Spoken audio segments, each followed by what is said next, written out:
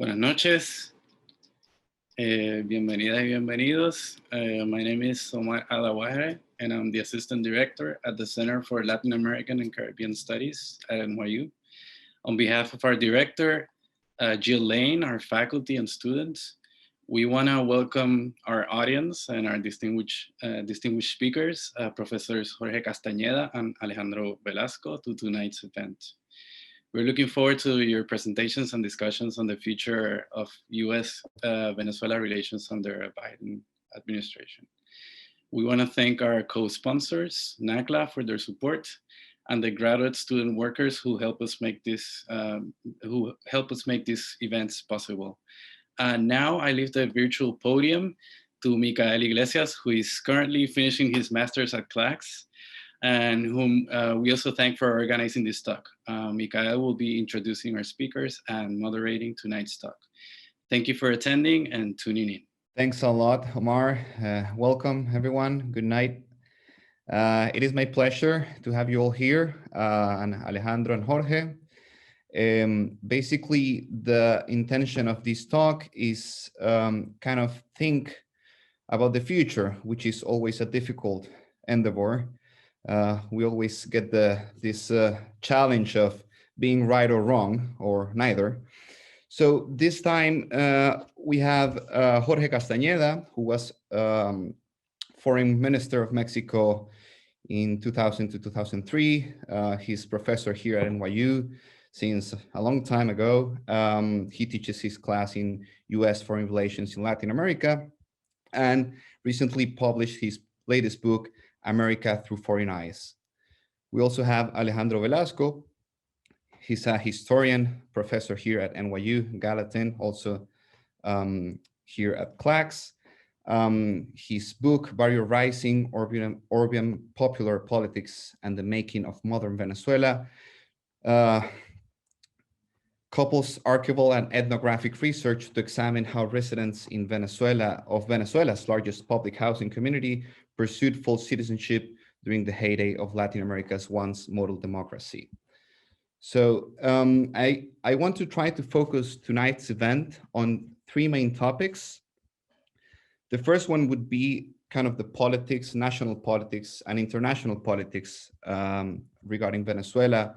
In 2019, Juan Guaidó started an interim government which changed a bit the rules of the game in Venezuela and worldwide as well. On the other hand, we have a complex humanitarian emergency, which has been not only a problem or an issue inside Venezuela, but also a challenge for the rest of the countries in Latin America, with more than 5 million Venezuelans traveling around. And last but not least, Trump administration adopted very straightforward, very strident policies towards Chavez and Maduro, towards Chavismo, where drug trafficking was a main concern, with the US Southern Command Navy being deployed in the Caribbean. So I'm gonna turn the mic to Jorge so he can start with a 10-minute talk, and then we can go to Alejandro, and then we can have a discussion. Thank you. Thank you, Mikhael, and thank you, Omar. And on your behalf, please also thank Jill for organizing this. I'm also very grateful to Alejandro to participate in this discussion. Needless to say, he and Mikhael have much more to say about the domestic politics in Venezuela today, which at the end of the day is the most important factor determining what is happening and what will happen in Venezuela. And so I will try to steer away from that a little bit, leaving that to them, and rather concentrate on what Biden's policy towards Venezuela may be, given where things stand today internally in Venezuela, and where they also stand in Latin America and in Western Europe regarding the situation in Venezuela. I think the first thing that the Biden people know already and have been working on for several months is that everything that has been attempted over the last couple of years in terms of finding a solution to the Venezuelan humanitarian crisis, which is the most important factor affecting the rest of the region and the rest of the world. It's also probably the most important one affecting Venezuela, but in any case, it certainly is the one affecting Venezuela's neighbors in South America and even beyond South America, with a large and growing Venezuelan diaspora in the United States, in Spain, in Mexico, and other countries. They know, the Biden people, as everybody does, that what has been attempted so far has not worked. In other words, the efforts to overthrow Maduro one way or another by crazy, half-baked Bay of Pigs style invasions, more or less put together by American mercenaries and or people who I otherwise respect, like JJ Rendon. That didn't work. Sanctions have not worked. Guaido and Leopoldo López attempt a year ago to provoke or bring about a military coup didn't work. And all of Trump's attempts, together with, on occasion, the Colombians, on occasion, a few others, to push aside Maduro one way or the other, have not worked. On the other hand, the negotiation efforts, the diplomatic political solution efforts, championed at different moments by the Dominicans when Leonel Fernández was president, by Rodríguez Zapatero, no longer, of course, in office, by the Norwegians in more recent times, those haven't worked either. And obviously, if there was any content of that sort to the recent meetings, or secret meeting, not so secret because everybody found out about it, between Trump's envoy, the guy who was his ambassador to Germany, and Jorge Rodriguez in Mexico City, that didn't work. So the first thing the Biden people have to look at and face up to is the fact that nothing has worked. And work means not necessarily the goal being to get rid of Maduro.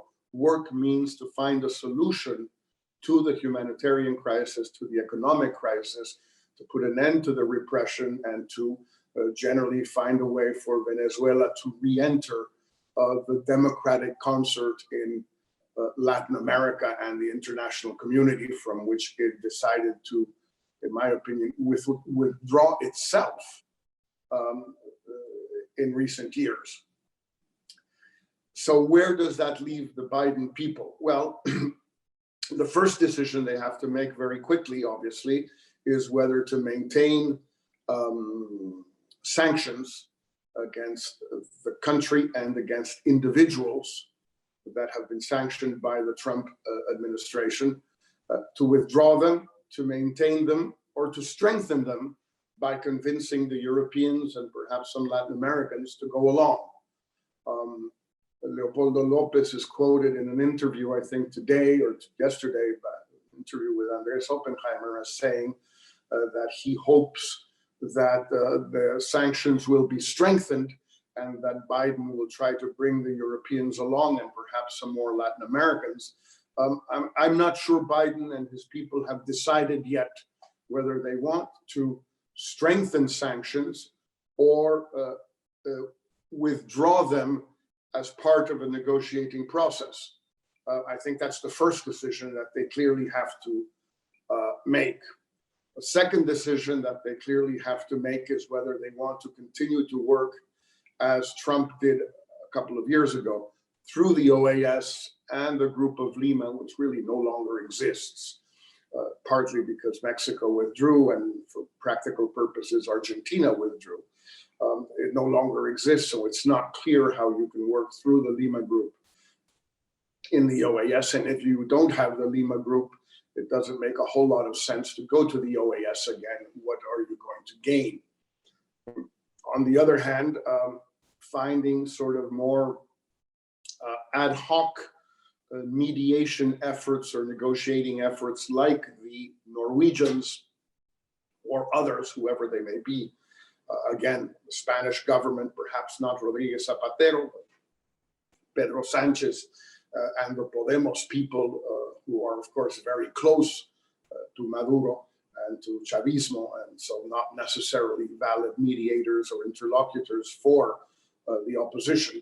And the Biden people are not terribly familiar with them. They know them, obviously, they have a lot of experience, but these are not folks that they have a long-standing relationship with. So that's another complication. What do I think, given all of these difficulties, which are undeniable, and which we could go on with a list of other decisions that the Biden people will have to make very quickly as they take office on January 20th. Well, I think that they have an opportunity to make something work that has been half-heartedly attempted by a few people over the past few years. The previous Mexican government toyed or flirted with this idea in 2018. I have the reason to believe this was published in the Financial Times also in 2017, I think, or 2018, that then President of Colombia, Juan Manuel Santos, also toyed with this idea, and it has been mentioned in several analytical or opinion pieces in the media over the last 2 or 3 years. And basically it means convincing the Cubans to play a role in finding a solution to this situation. What does recruiting the Cubans or convincing the Cubans to cooperate mean?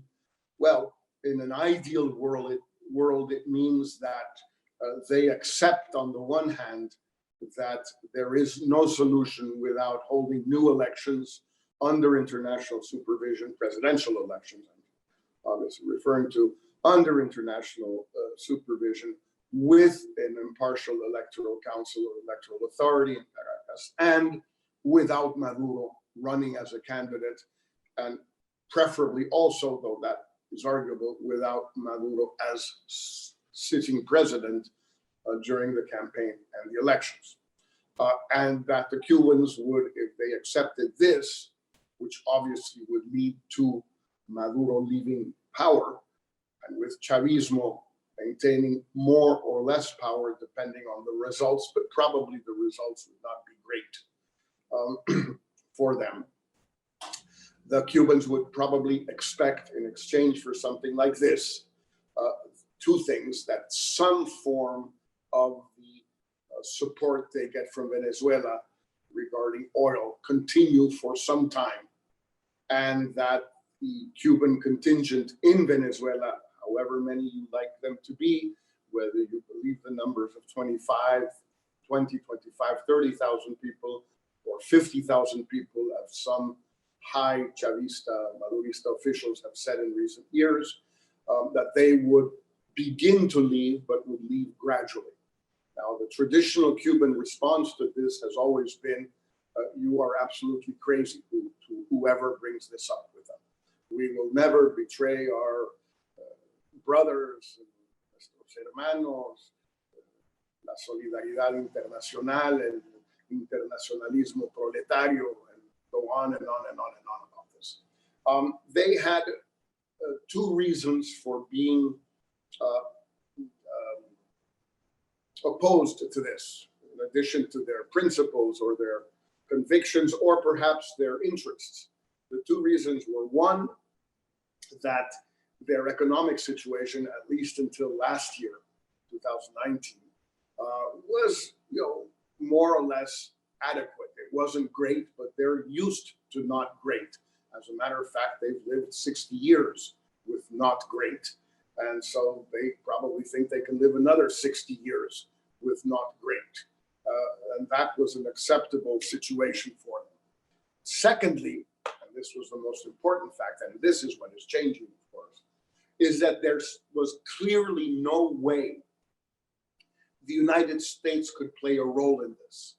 There was no incentive for the Cubans to do this as long as the Trump people were totally unwilling to create any kind of incentives for the Cubans to be cooperative. And then we can define cooperative any way we want.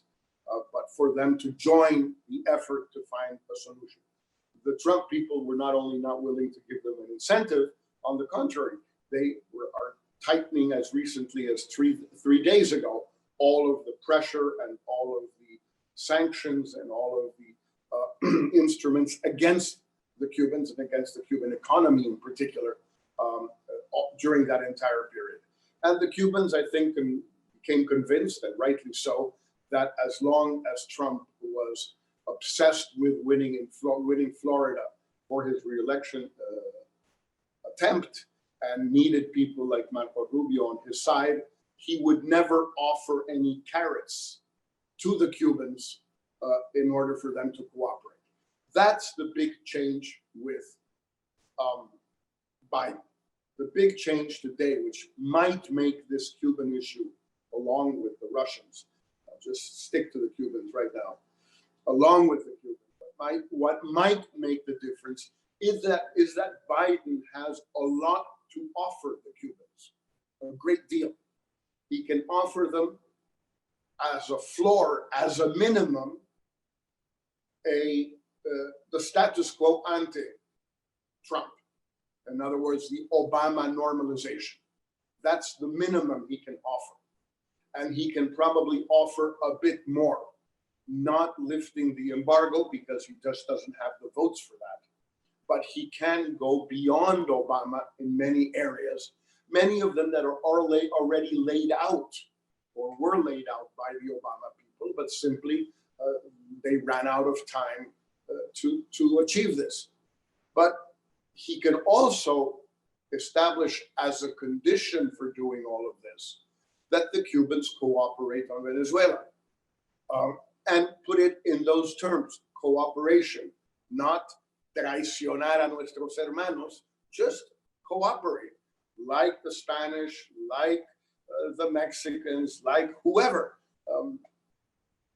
And today, because of the devastating state of the Cuban economy, which is much worse shape than 2 years ago, one could think that perhaps the Cubans would be more amenable to this type of approach by the Biden administration. Whether they are working on this or not, I have no idea.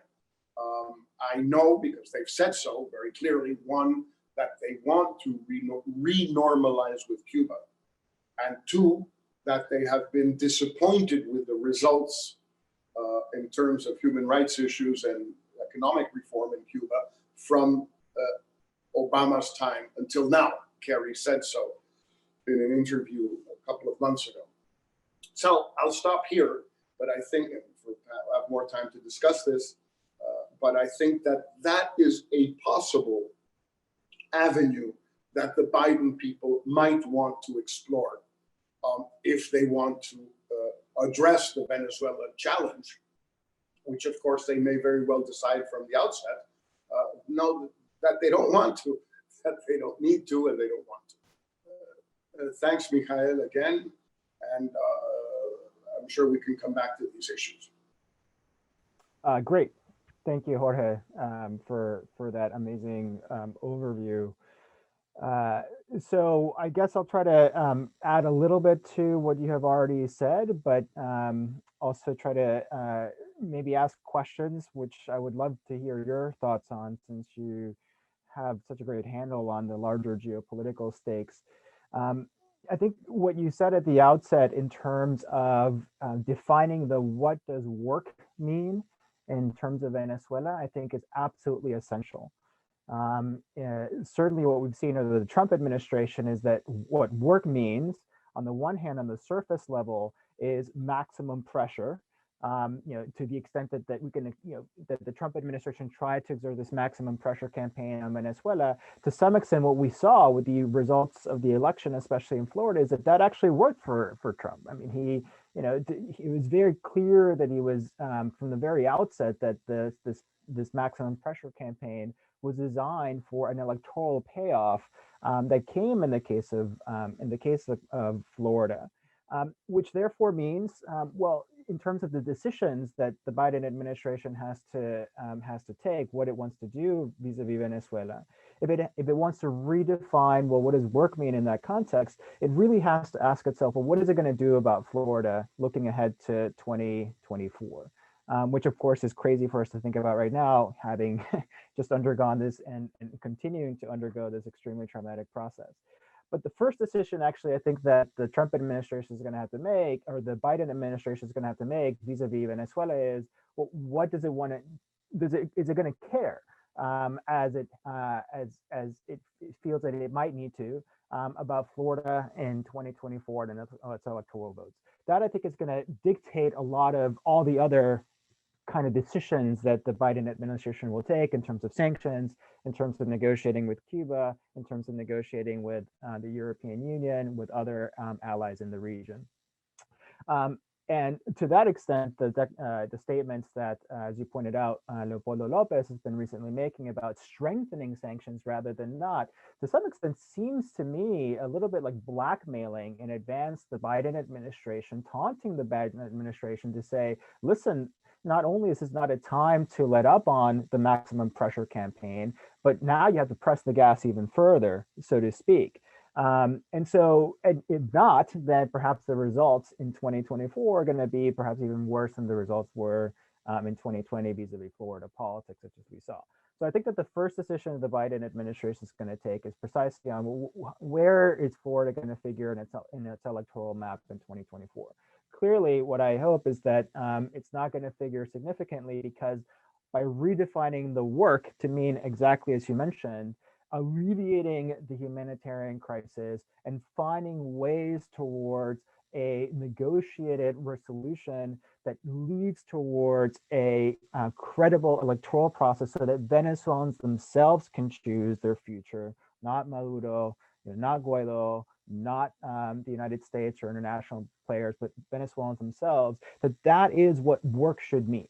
And so they decide on that question, then I think a lot of other things open up, and it will mean to some extent having to deal with this internal pressure vis-a-vis its own prospects going forward, given what we now saw and experienced with the 2020 elections. The other major choice that the Biden administration has to take quickly, and even beyond the question of sanctions, is it going to continue to recognize Guaido as the interim president of Venezuela, as the Trump administration has done? The fact of the matter is that the past 2 years of strategy of maximum pressure campaign towards Venezuela have not only yielded the result of getting rid of Maduro, but in fact have yielded the opposite, which is a complete splintering and weakening of the opposition, and Guaido in particular. I think it's not an exaggeration to say that that the opposition today in Venezuela is not only in shambles, but perhaps at its lowest point in many, many years, in terms of popular support, in terms of organization within its internal factions, in terms of a concerted strategy. And all of this will come to a head on January 5th, when the legal constitutional term of the present National Assembly, which was the one that gave Guaido his legitimacy vis-a-vis the international community, expires. And so the first question that the Biden administration is going to have to take, and it's an extremely thorny one, and certainly, Jorge, I would love to hear your thoughts on this, is whether or not they will continue to recognize Guaido as the interim president, and if not, what will that mean in a wide array of areas that aren't just about international recognition, but have to do with ongoing litigation about CITGO, about international assets, that Venezuela has abroad, that the Guaido administration has fought against and or has fought to protect, and that the Trump administration has held at bay in part because of this legal recognition, that also have to do with questions like embassies and who's going to control these embassies in the United States and elsewhere. Right. So just the basic works of diplomatic recognition is very much at stake, especially for Venezuelans who throughout the world can't have access to, for instance, passports or other kinds of documents, and therefore travel documents, because there's no question, there's no consensus on who is the legitimate authority. So that's that is going to me anyways, that initial question that's coming up very soon on January 5th. It's going to dictate, or it's going to let us see how serious or what kinds of opportunities, or what is the landscape for the Biden administration as it looks ahead. The other issue that I think is absolutely significant is that, I just want to highlight this, you mentioned it a little bit, Jorge, but it is absolutely true that that all these various efforts, whether it be insurrectional, whether it be invasions, or whether it be negotiations, have so far not yielded fruit. On the other hand, I think it's important to recognize that there have been efforts, and those efforts have yielded some minimal results. And then I think in a situation as intractable and as deeply polarized, with as high of stakes as the Venezuelan situation is, what you're trying to go for are those minimal steps. What you're trying to figure out are, how can we break the logjam? How can we move these diametrically opposed sides into some sort of, space of proximity? Forget about, well, it's elections or nothing. Let's start by building these small steps. And here, for instance, what we've seen, with the freeing of over 100 political prisoners, which at the time, this was about 3 months ago, at the time was seen as a possible concession in order to gain European Union its green light for the congressional elections that are happening in a couple of weeks in Venezuela. And so that was seen as a possible moment to break the logjam. We've also seen some initial moments of negotiation precisely around humanitarian assistance coming from places like Spain, or from places like the European Union or the United Nations.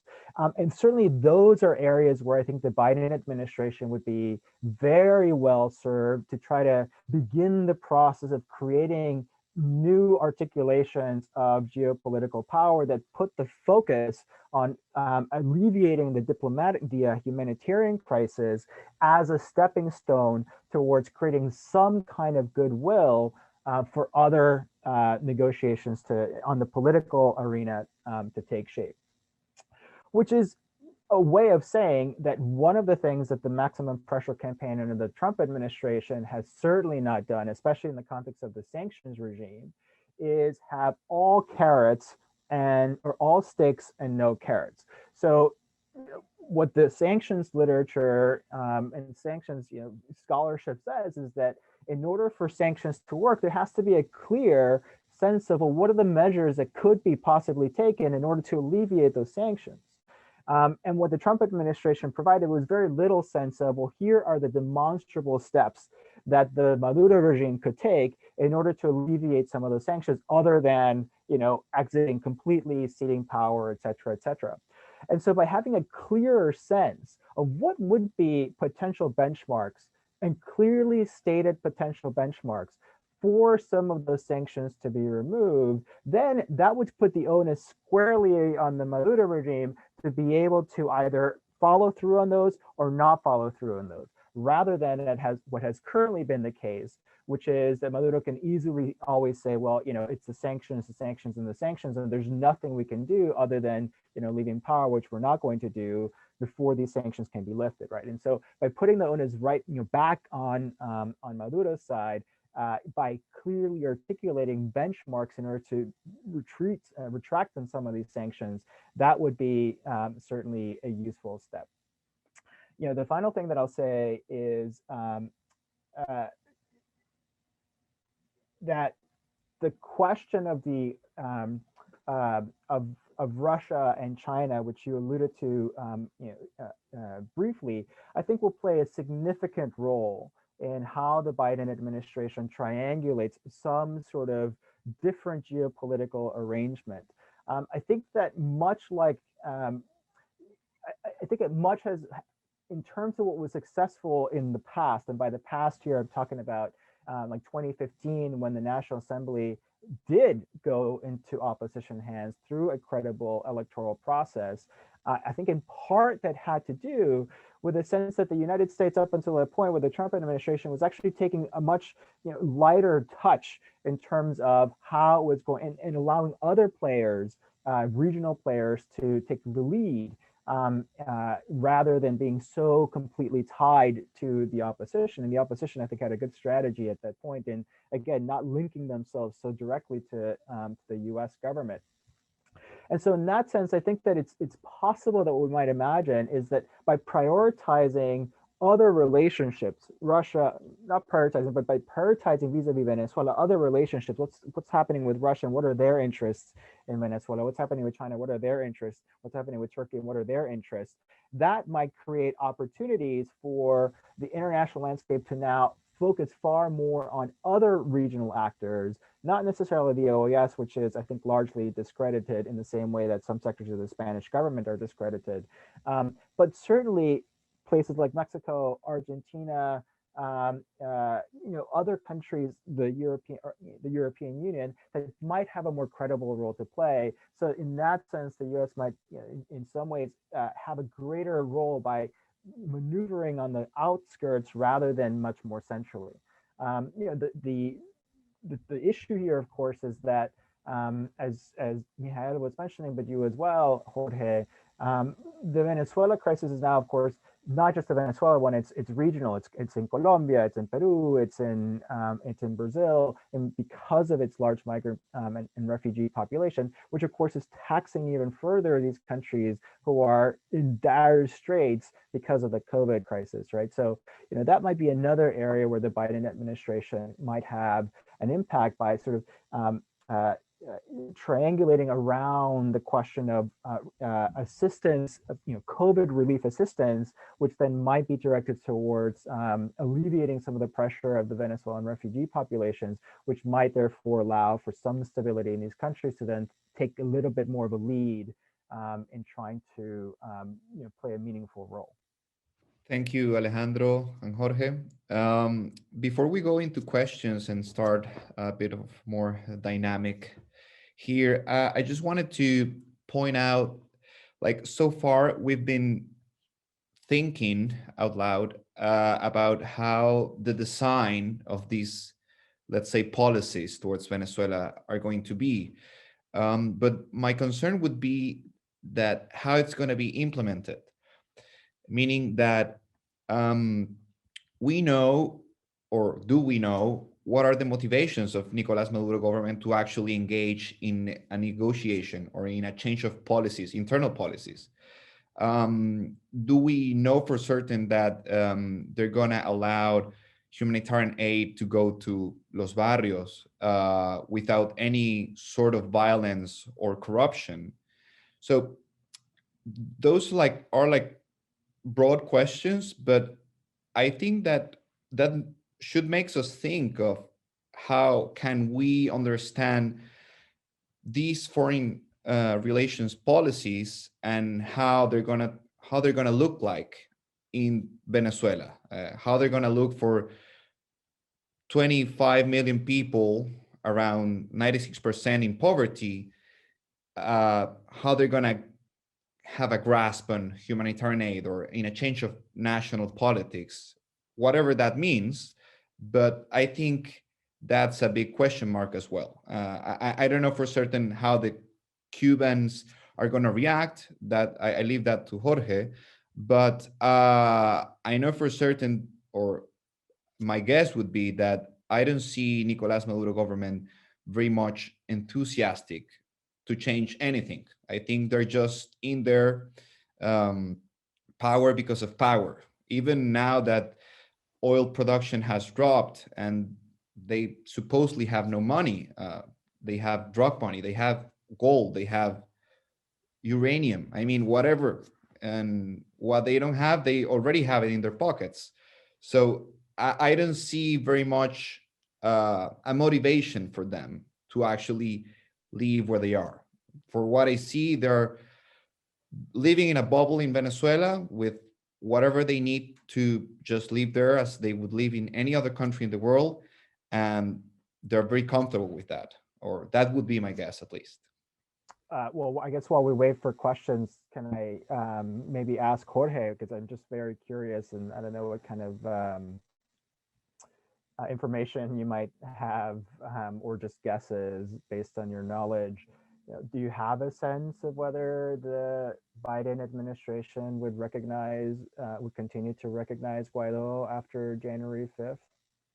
My sense, Alejandro, would be that they will try to avoid doing anything unilaterally. In other words, they might be willing, ready to move towards a different type of relationship with Guaido, etc. And the same with the sanctions, but I'm not sure they will do it unilaterally. In other words, just proceed on their own and that Maduro not have to do anything. I think they all, the Biden people carry, although he won't be in charge of this, but Blinken was undersecretary under Kerry and other people. I think they all agreed with Obama's focus or approach to Cuba, which was essentially once the prisoners or spy issue was settled, on everything else, there should be basically no quid pro quos asked of the Cubans because it doesn't work. Okay. But I also think that now, upon reflection over 2 years, or 4 years rather, and given that they are not, seeking a legacy for themselves right now, the way Obama was seeking a legacy for himself at the end of his second term, they may reflect that perhaps Obama went a little bit too far in his unilateralism, not on the substance, but on not asking a little bit more. So I think that they will tend to go in the direction of being less unilateral. Guaido, maybe, yes, we can talk about it, but there have to be steps taken by Venezuela or by Cuba. Sanctions, the same question. Perhaps even the IMF that Maduro himself asked for, Citgo, all of the issues.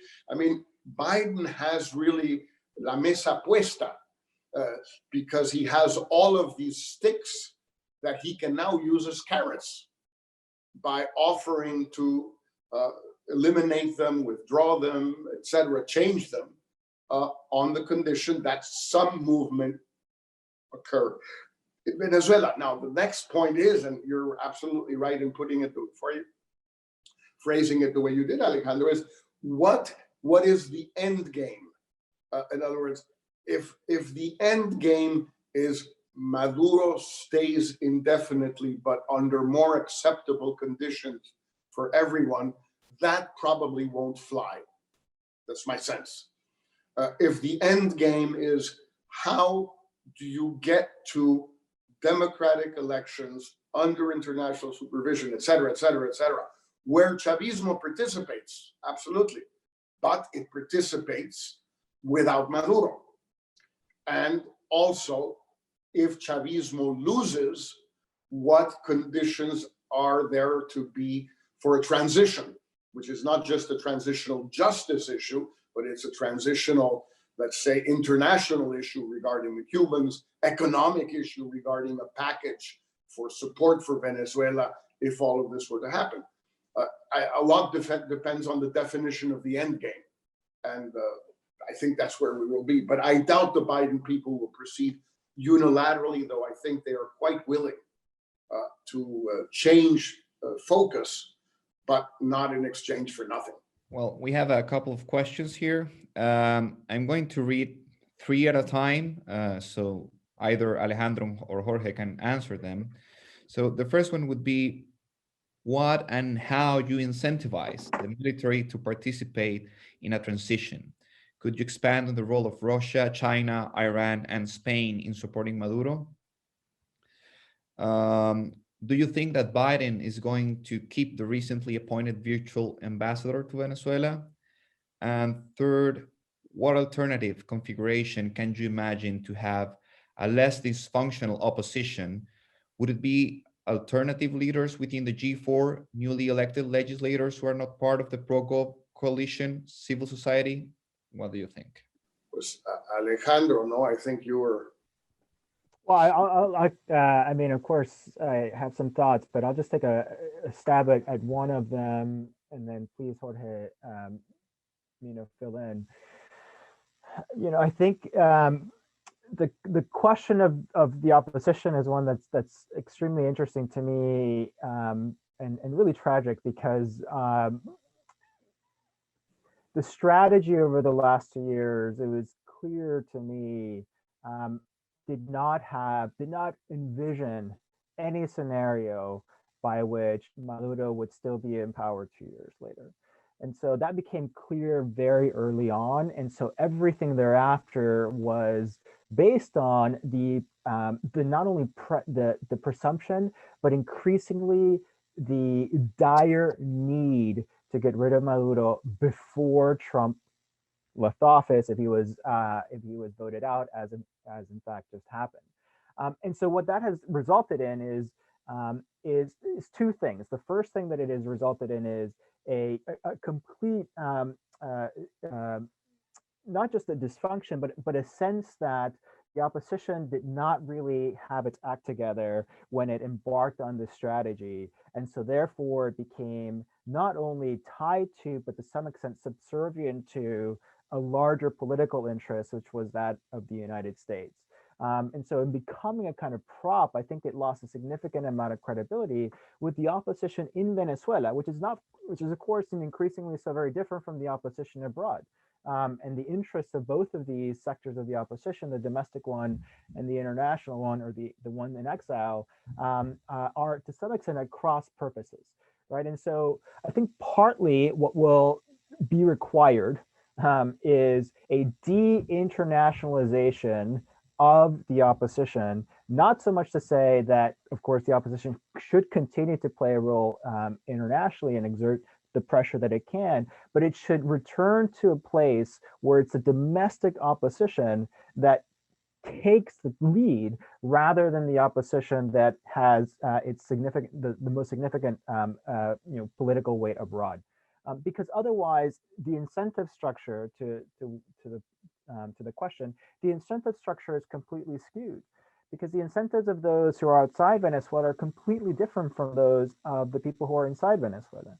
And even though, of course, people outside Venezuela will talk about, that the need is to change government domestically, it's hard, I think, and increasingly so, to make that argument, especially one that's contingent on continuing sanctions and deepening sanctions, when one has the clear sense that these sanctions have, especially the sectoral ones, have had such a dire effect, and it's no longer, you can no longer just make the case that it's just about Maduro and mismanagement and Chavismo. Now, certainly the sanctions are having an effect as well. So I think in that sense, what might help to make the opposition less dysfunctional, I think it's returning to the domestic interests rather than those of the opposition that is abroad.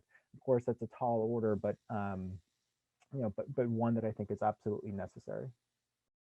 Mikhael, on the person who asked a question about China and Russia, I mean, I'm certainly no expert on any of those matters. My sense is, first of all, that they're different. I think the Chinese have decided to take a certain distance from the whole Venezuelan situation. They feel they got burnt by lending money or buying oil with advanced purchases, advanced payment, and that they haven't gotten paid back the loans, and they're not getting the oil they bought, and that this is not something they feel comfortable with, that they're a little bit sort of pulling away from it and just want to close that chapter, I think. And I find it very difficult to believe that under current circumstances, given Biden's continuing hard line a little bit on China, on trade matters and other matters, I don't see why Biden would want to bring in the Chinese. And if the United States doesn't, I don't see why the Chinese would want to get involved one way or the other. The Russians is a different story in that they continue to be close to Maduro. They continue to be present. They continue to play a role.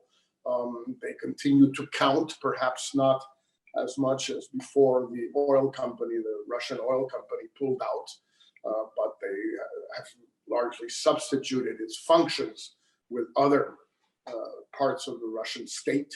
And so they continue to play a role, and they may have a reason and incentive. I don't really know, but they may have an incentive to try and patch things up with the Americans and with the Biden people, given that there is no longer any issue of complicity between Putin and Biden in one way or another. That whole issue has been simply disappears on January 20th. And maybe there the Americans could talk to the Russians and say, look, you should also cooperate. You should also be part of this. I know it contradicts a little bit Alejandro's point about de-internationalizing the opposition, but the two things could conceivably go together. In other words, the opposition could become more national, but the international efforts could become broader.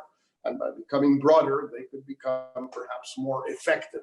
And I certainly see a role for the Russians to play, again, also given their relationship with Cuba. I continue to think, that the Cuban question is absolutely decisive, that there is no solution, and in the strong and positive sense of the word solution, to the Venezuelan crisis without Cuban cooperation.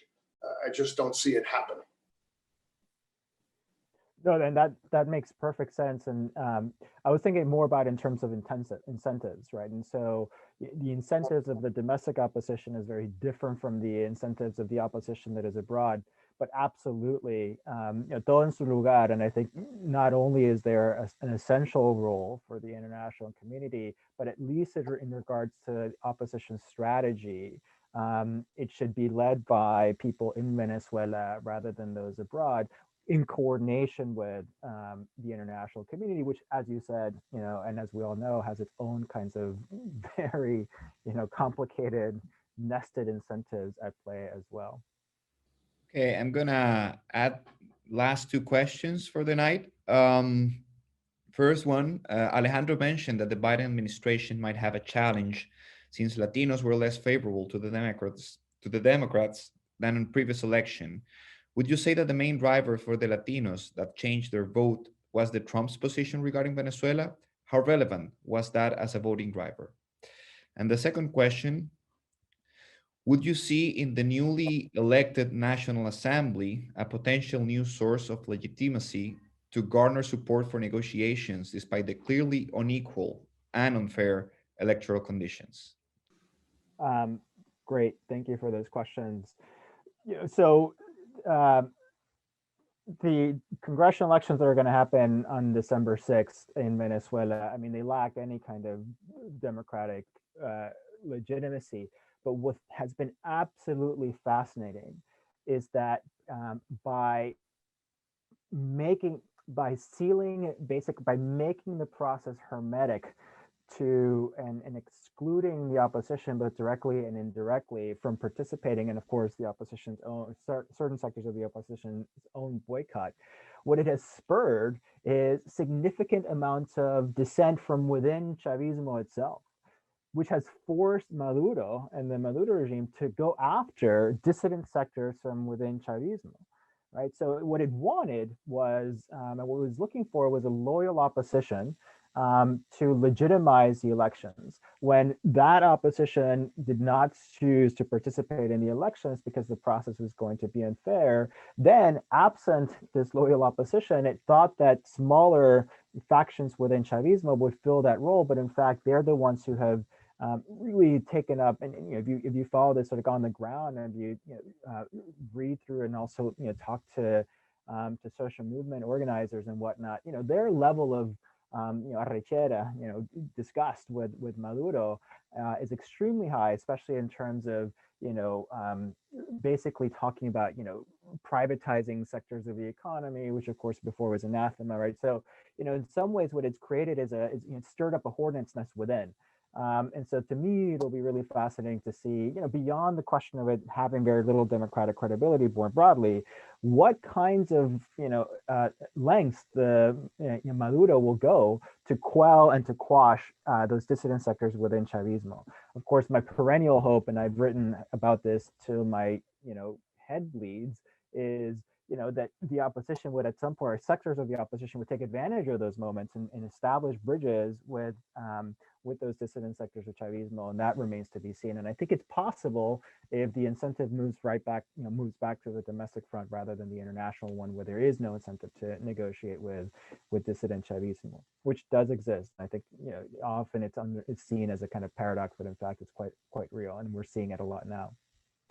The other question about Trump's vote. First of all, it's now we know this much more clearly. We can't talk about a Latino vote, right? Certainly Latinx people in Arizona, came out much stronger in support of the Democrats. In Texas, it was a different story. In Nevada, a different story. In North Carolina, and in Florida is kind of its own ecosystem. In part, it matters as much as it does because of the electoral college system and the outsized weight that Florida has in that system.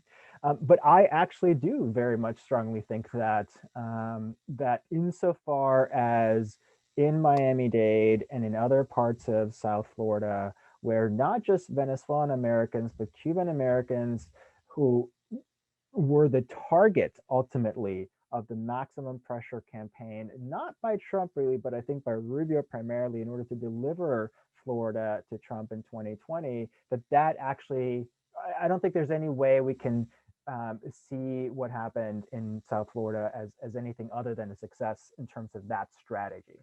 My concern, and this is what I was leading with earlier, is that what this means is that there's a kind of Cubanization of Venezuela in US politics, such that it makes the kinds of normalization that we saw under Obama a more difficult sell if the ultimate strategy is to try to bring in the Cuban American, or in this case, the Venezuelan American vote, right? So I'm concerned about that. I think that the Biden administration would be far better served by focusing on other areas of the country where it did much better with Latino voters, Arizona, Nevada.